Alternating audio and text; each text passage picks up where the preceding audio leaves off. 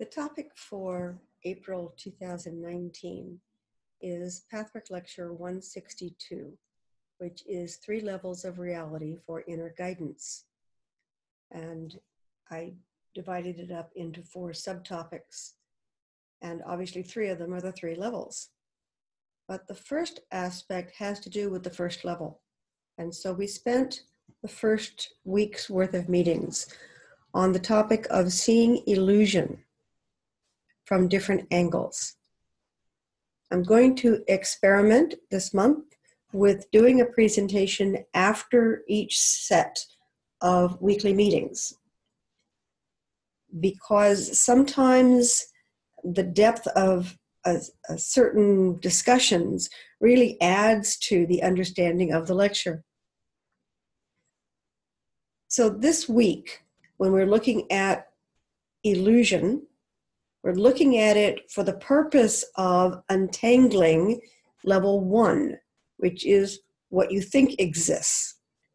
And what the guide says is that we human beings live in the illusion that what we see is what is.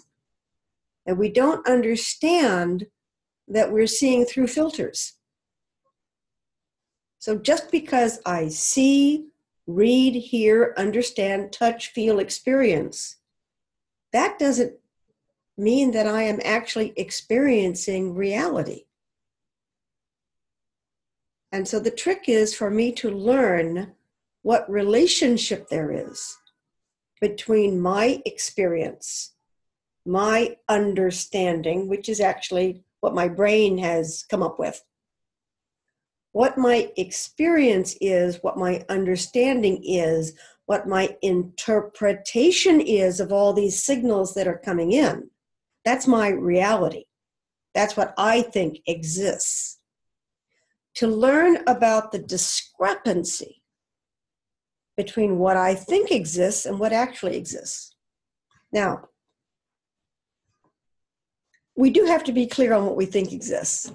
And if we are confused or numb or frantic or hysteric, we exaggerate, we underestimate, these are going to affect even our own perception of what exists.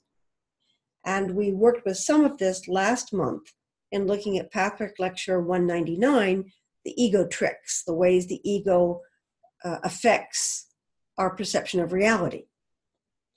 So the illusion is that what I think exists may not align with what actually exists, that there may be a discrepancy between the two. And I've been using this finger gesture for all 3 meetings because oddly enough, I don't work well with abstract notions. I have to do graphs and charts and drawings and diagrams and finger gestures to bring these tricky abstract concepts into something my brain can handle. So again, we've got what you think exists and what actually exists. And if those two are not the same, how do we find out?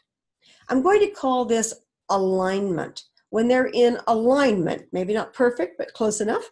When they're in alignment, then we can go ahead to level 3, which is what is possible. But if these are out of alignment, if there's a discrepancy between these two, and I'm going to joke now because I've got my fingers spread out, and the phrase that came to me is, if you can drive a truck through this, if there's a big discrepancy, then you're not dealing with reality. So the illusion is that we're dealing with reality when we are not. So how do you find a discrepancy here?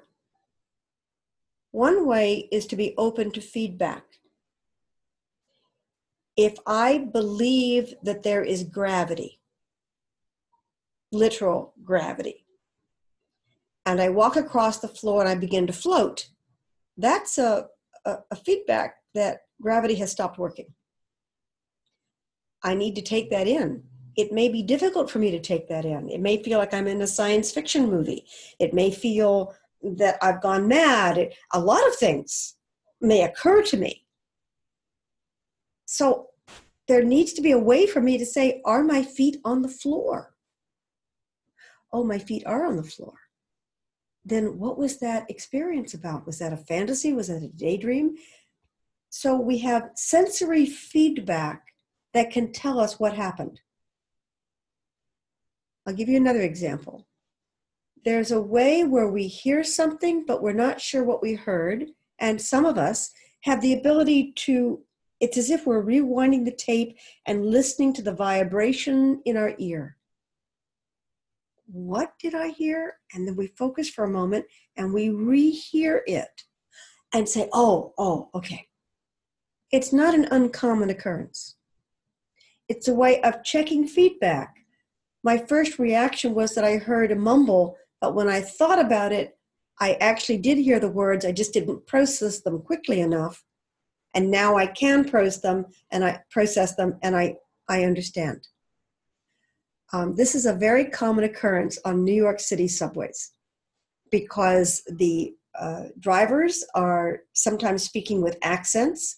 Sometimes they are speaking through a garbled public attention, public whatever.